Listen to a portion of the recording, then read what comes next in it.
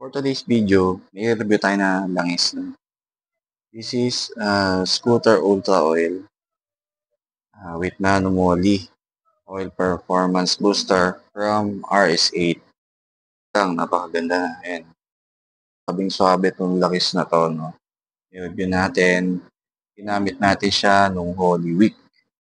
Siyempre meron siyang good side and may bad side. Panahon natin sa video.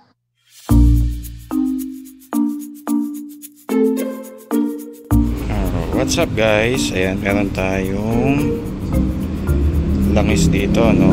RS8. Saan ba yan? Ayan. RS8 Scooter Ultra with Nano Moly Oil Performance Booster. Ayan. Try natin dito, no? So dito, maingay itong motor natin, lagitik. Gawa ng naka-bolt on tayo, no? So sindihan natin. Pakinggan nyo lang yung lagitik, ha? Ayan, malagitik, ha? Sobrang lagitik dahil sa valve clearance. Ganyan talaga yan, walang sira yan, malagitik lang talaga.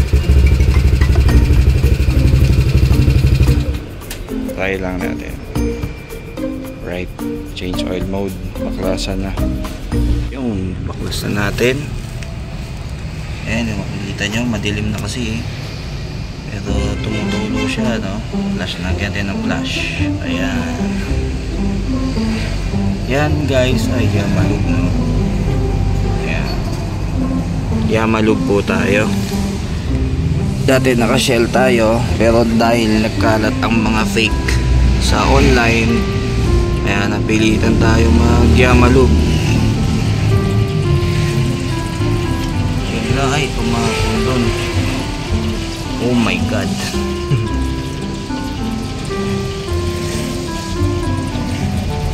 Yan o, masyado nang hindi ko pala kasi guys napainit eh. Dapat pag mag-drain kayo, medyo papainitin yung makina. So for the sake of vlogging, hindi natin napainit yung makina. Ang kabila naman, open natin. Aray ko.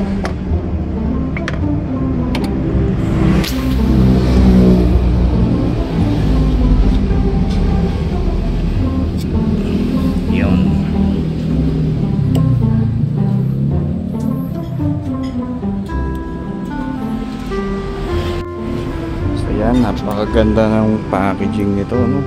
Bakal pa yung ginamit. Yan.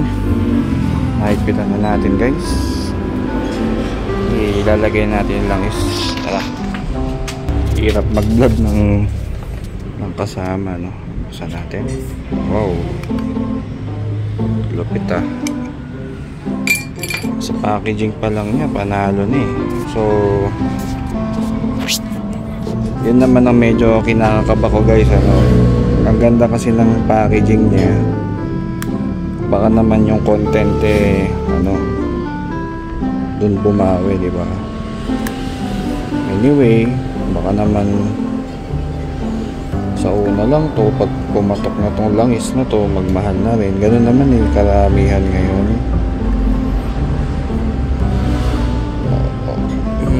So, ito lang ah.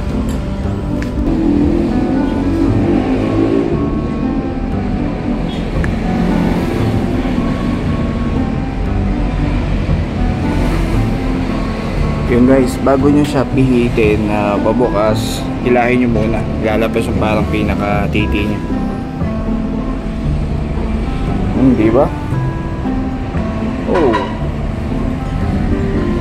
Di ba? Napakalupit. Oh.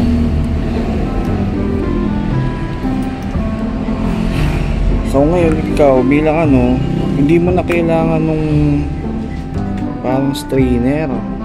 Embudo, hindi mo na kailangan nun. Ganun nito. Galing. Lalo na tuloy ako natatakot guys, kasi packaging pa lang panalo na eh. OMG, hindi siya abot. Kailangan pa rin natin ng embudo. Patay dito. Kala ko hindi ko na magagamit yung maiwaga akong embudo eh. Alright, so ito na. Ito na. Ilagay na natin. Kaya kulay niya. O kulay niya, dilaw. Sana legit siya guys. Kasi, yun narinig nyo naman yung lagitik ko. Yung lagitik ko tuloy. Yung lagitik ng motor malakas. Kung ito talaga ano, at mabawasan yung lagitik. Sasagad ko na siya ng 1 ml dahil wala tayong panansya, no? Pakiramdaman na lang. So feeling gauge 100 ml.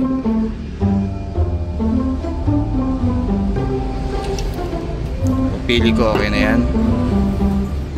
So feeling kasi kung may sobra naman guys dito ano, I mean aapaw lang naman yan eh. Okay,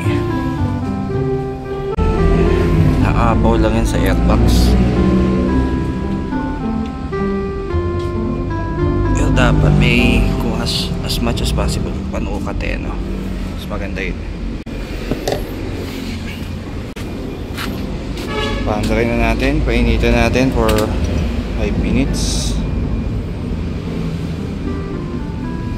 Harap natin motor dito, may nakahiga doon, masilaw. Yeah.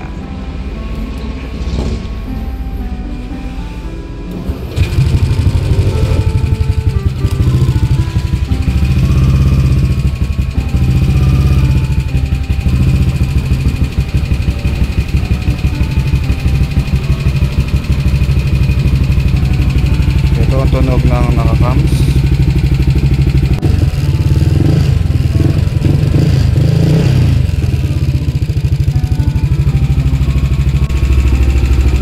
Pa rin talaga yung lagitik.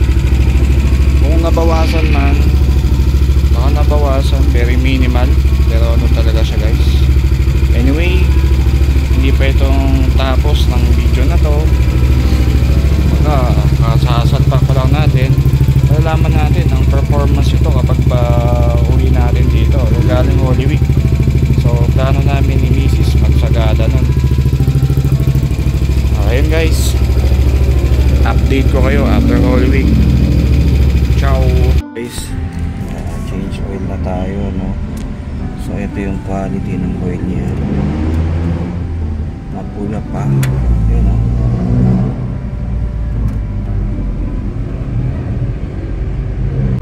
Clear pa. Clear. Hindi pa siya yung sunog na sunog, no? Tapos ang dami guys. Marami pa yung langis. Yun, no? Parang hindi nagbawas. Yan ang feeling ko dyan. Kaya lang ala kasi tayong ano, pero usually hindi ganito kadami yung mga nakukuha kong langis, lalo na nung sa Yamalog. Ewan ko lang kung ano, baka meron din akong binago dito sa engine ko kasi nag-tune up ako eh. Nag-cams ako nung stock ako palaging ano. Ngayon nag-cams ako, stage 1 cams. Ang dami kong langis nakuha sa first change oil ko. Ayan o. So update ko kayo.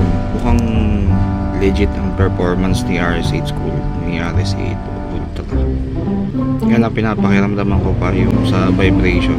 Ngayon nakayamalub ako, malalaman ko lalo yung pagkakaiba nila. So sa susunod na video masasabi talaga kung ma-vibrate ba talaga sa engine si RS8 Scooter Ultra, yung tigto 250 plus, kulay gold. Ito siya guys.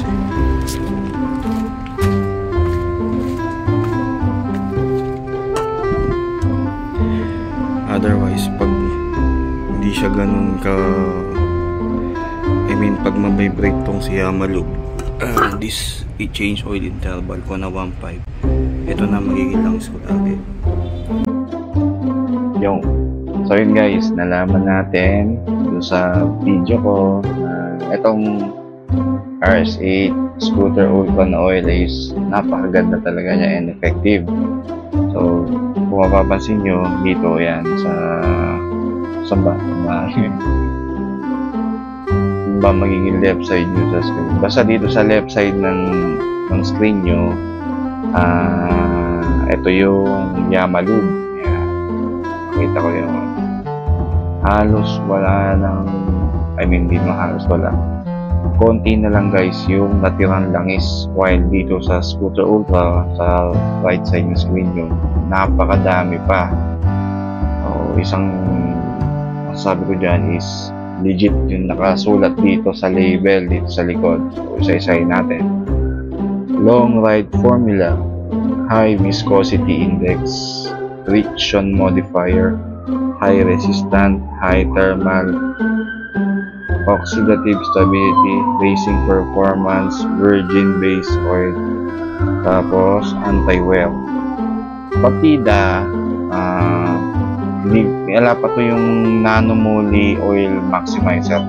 Yung raw engine oil pa lang siya guys, no? So ayun, malaking plus na yun. Ayan siya. So ayan, no? Pag binuksan nyo siya, ayan, para siyang hatakan dito. Hatakan nyo lang. Lalabas na yung yun. Tutut! Then guys, kung nag-enjoy kayo sa video na to, ayan, highly recommended to. Ayun, Yamalube ulit gamit natin. Mag-change oil tayo after 1,500 kilometers. Ngayon, pag yung sa change oil natin na yun is maraming bawas talaga siya. Matic. Dito na tayo. No, dito na tayo guys. Hindi po to paid na video or sponsor. Ito ay binili ko to sa Shopee, sa legit na mga seller to. Maraming salamat po kung naabot nyo tong part ng video na to, and see you on the next one. And shoutout nga pala kay Boss Hans, no? Ayan. So hindi niya to sponsor, no? Marami siyang CRP guys, kompleto siya ng CRP parts. Si Boss Hans ng MCMC 1414 MC parts dyan sa Paumbong Bulacan. Salamat Boss Hans sa mga tip. So yun guys, thank you so much. God bless.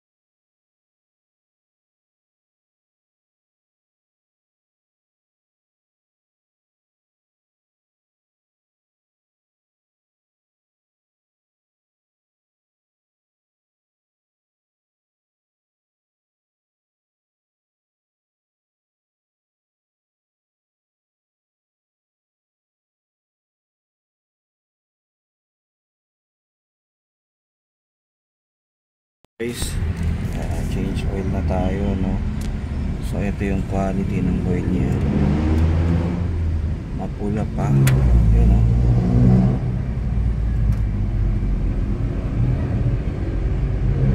Clear pa, clear. Hindi pa siya yung sunog na sunog, no? Tapos ang dami, guys. Marami pa yung langis. Yan, no? Parang hindi nagbawas. Yan ang feeling ko dyan. Kaya lang kasi tayong pero usually hindi ganito kadami yung mga nakukuha kong langis, lalo na nung sa Yamalog. Ewan ko lang kung baka meron din akong binago dito sa engine ko, kasi nag-tune up ako nag-cams ako nung stock ako palaging ngayon nag-cams ako, stage 1 cams. Ang dami kong langis nakuha sa first change oil ko. Ayan, so update ko kayo. Mukhang legit ang performance ni RS8 ni RS8 Ultra. Yan lang, pinapakiramdaman ko pa yung sa vibration. Ngayon nakayamalub ako, malalaman ko lalo yung pagkakaiba nila. So mamaya ako sa susunod na video masasabi talaga kung ma-vibrate ba talaga sa engine si RS8 Scooter Ultra, yung tigto 250 plus, kulay gold. Ito siya, guys.